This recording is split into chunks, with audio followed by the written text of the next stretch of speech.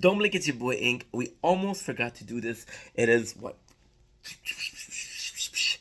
It is the season 2, episode 17 of The Office. The speech. Oh my fucking god. So, did I mention once? Maybe 3 times? If I mention every single video how much I love Dwight. Well, the speech is one where Dwight is fucking amazing. So we have Dwight who wins a prize, and this episode is a bit of a mixture because usually there's two storylines. However, in this one, there's only I won't say there's only one storyline, but there's. I mean, this episode to me wasn't great. The speech, the part where Dwight is in it, and the actual speech is amazing.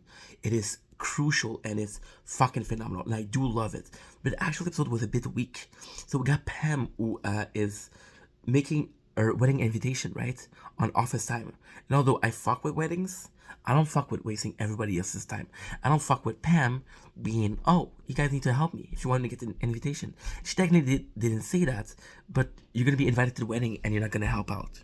It'll make you look like a shitty person, which means that as long as one person is helping, everybody's gotta help because that one person is helping is gonna deserve a place. And if you didn't help, well, you're an asshole because you didn't help a girl getting married.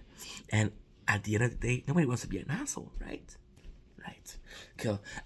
There's some kind of cool scene with the Ryan and Kelly stuff. The Ryan and Kelly stuff, like, for example, you see that Kelly, she's really into him, and Ryan being a dick.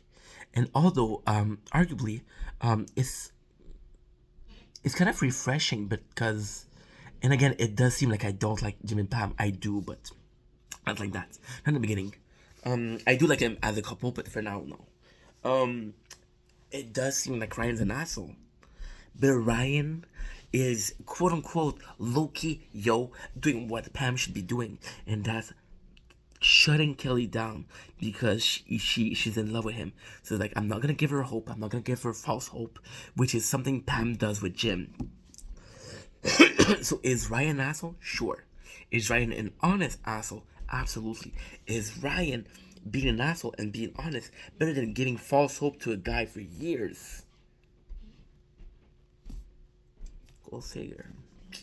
We have Jim, who's and it's kind of sucky because Jim is supposed to be this super cool character, this super composed character, and he cannot deal with it, so he's trying to go to somewhere, and even then, he doesn't know where to go, and that's not a character flaws. It's not because he's indecisive, because he loves his life here so much that doesn't need to change it. I mean, that's why he's eating the same lunch, he's going to the same break, he's staying in the same house because he loves life. Why would you change something if you love your life? Anybody answer? No? Cool. So yeah, so there's also this good part where Dwight has been obnoxious towards Jim, and Jim give him some dictator speech, which was kind of funny because Dwight has a fear of speaking in public, although he's a great salesman, so that doesn't make a lot of sense, but hey. Also, there's the fact that Dwight, Jim is like, oh, I got this major, I'm gonna help you, I'm gonna give you dictator speeches. That's an answer to Dwight annoying him, but it's more than that. It's just Jim being stressed about the wedding, and him taking out on the first person who truly is annoying, and that's Dwight. Is that fair? Possibly. Dwight, he's like, yo, can you help me out, Michael, to go there? And you know that it's kind of crazy because there's small hints at what's coming. You know, Michael, he wouldn't help, and he doesn't like Dwight. He doesn't like Dwight. He doesn't want to help. However, when Dwight asks him to drive him there, he says yes. There's a reason for that is because Michael missed being a salesman, being on the stage and receiving an award, and he's like, "Oh, I miss being told I'm doing good." So Michael either has a praise kink, or he has a very understandably low self-esteem, and he needs to be told, yo, you're doing good, to understand he's doing good, right? And that's kind of sad because you want the guy to be happy and you don't want him to be an asshole. But what if he was an asshole as an answer of not being happy, and not because he was genuinely an asshole? So you got him going to Dwight. Dwight stressing out. Michael, who does goes on stage. He does everything wrong. He does some speeches. He does some music, and it's kind of crazy because in the grand scheme of things, you could say, "Oh, Michael is exaggerating. He would never do that," but he does that every single day at work. but he's the boss, so nobody talks about him. Nobody answer him. We saw it in the warehouse when he fucking destroyed the warehouse, and the guys they were like, "Fuck, Michael, he destroyed everything, and I have to clean it up." They don't dare to speak to him because he's the boss, right? And that sucks. And Michael, he just did what he was doing, and since nobody, and it's kind of crazy because there's this huge, um, like paralinks or contrary. I'm not trying to say opposite. Opposite. Okay, let's say opposite.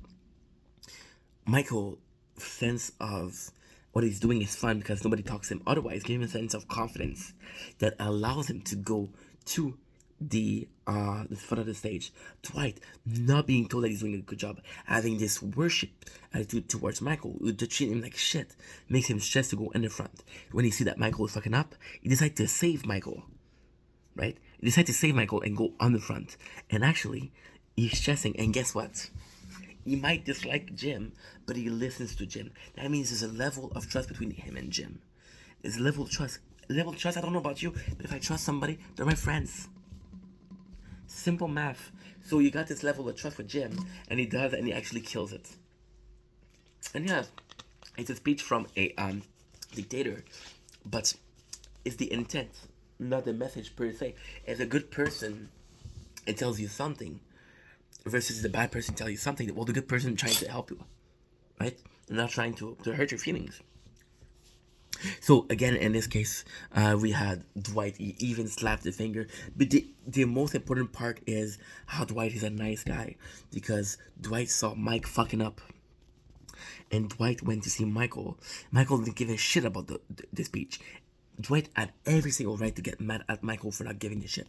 However, he was like, Michael, he just suffered a defeat. Michael is in denial about how he had a defeat. He needs to talk to somebody. Dwight is there. Dwight's gonna take care of Michael. And I just think that speaks about the character of Dwight and how cool he is versus Michael and how uncool he is. What can I say?